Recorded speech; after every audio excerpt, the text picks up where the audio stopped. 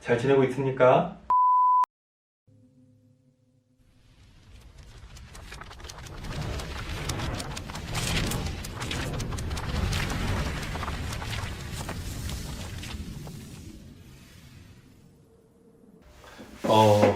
저도 이렇게 카메라 앞에서 혼자서 있으니까 굉장히 어색하고 참 우리 청년들을 보고 싶은 마음이 엄청나게 굴뚝같이 일어나고 있지만 그러지 못하고 있는 상황이 참 안타까운 것 같습니다.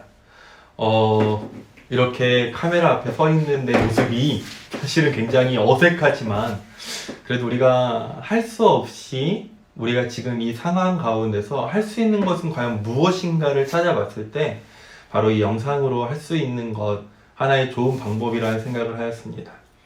우리가 이렇게 예배를 드릴 때 우리가 있는 장소에 잠시나마라도 예배를 드릴 때 우리가 먼저 오늘 본문을 3번은 꼭 읽어보고 그 다음에 기도로 준비하고 3번 읽고 그 다음에 말씀이 끝나고 나면 한 번 더 기도할 수 있는 우리 청년들 한 사람 한 사람이 될 수 있기를 주님의 이름으로 축복합니다. 오늘 말씀은 사실은 이 사무엘상 이 16장 14절부터 23절까지 있는 이 전체 본문을 가지고 나누려고 하다가 가장 먼저 이 14절에 있는 말씀이 제 마음 여기 굉장히 답답하게 하는 거예요. 그래서 오늘 이 말씀을 가지고 잠깐 한 5분 정도 되는 시간을 나눠보려고 합니다.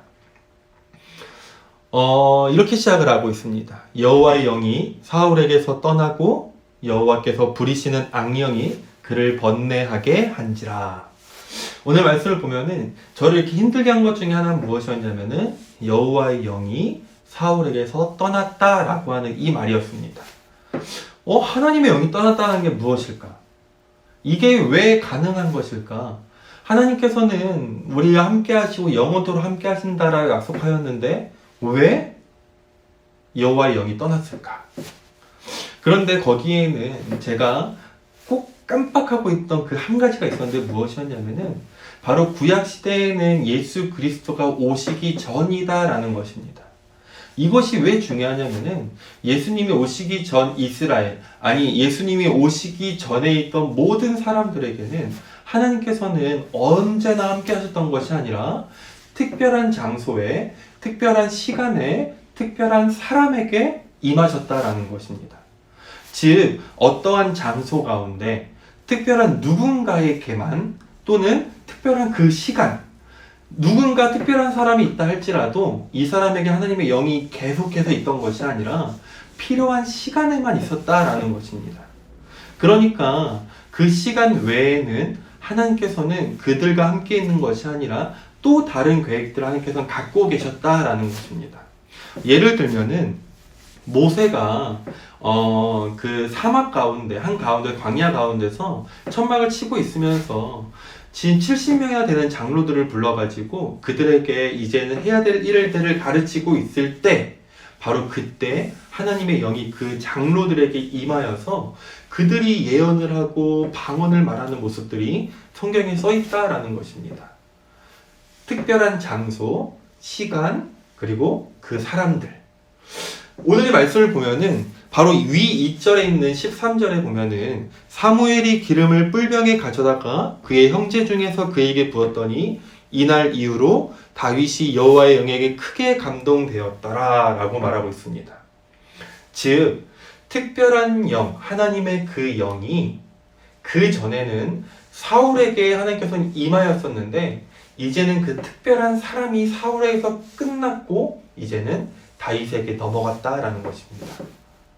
그러니까 여호와의 영이 이제는 사울과 함께하는 것이 아니라 이제부터는 그 다음 왕이 될 사람이었던 다윗과 함께하고 있었다라는 것이 오늘 이 성경이 말하고 있는 바로 그 내용이다라는 것입니다. 그렇다면은 과연 이 시대를 살아가고 있는 우리들, 저와 여러분들 같은 경우에는 어떻게 될 것인가? 이것이 더 중요하지 않겠습니까?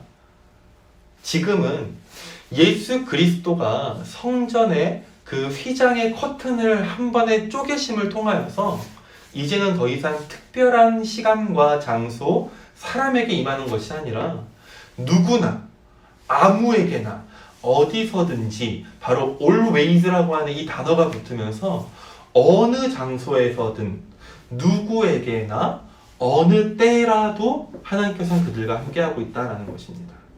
즉 바로 이 영상을 보고 있는 여러분에게도, 찍고 있는 저에게도, 또는 나중에 이걸 볼 수 있는 누군가에게도 하나님은 함께 하시는 것이고, 지금 이것을 보고 있는 장소가 집이 되었든 회사가 되었든 대중교통 가운데 있는 것이 되었든 아니면은 또 다른 제3의 장소가 되었든 간에 그 장소가 하나님이 거하시는 바로 성전이 된다라는 것입니다.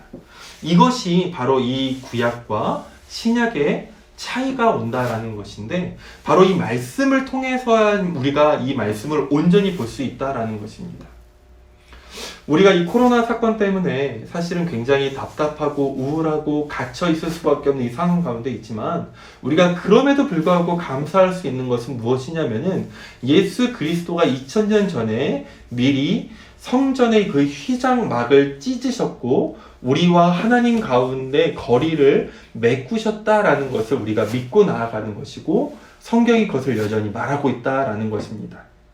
우리 청년들 마음속에 이 말씀이 한 번 더 새겨져서, 아 맞아, 우리는 지금 이때에 카메라 앞에 또는 TV 앞에, 핸드폰 앞에서 우리는 예배를 드리고 있지만 여전히 하나님과 함께하는 한 공동체, 하나님께서 기뻐하신 한 모임이구나, 하나님께서 우리 예배를 받으시는구나, 이것을 한 번 더 깨닫고 나아갈 수 있는 저와 우리 청년들 한 사람 한 사람 모두가 될 수 있기를 주님의 이름으로 축복합니다. 아멘.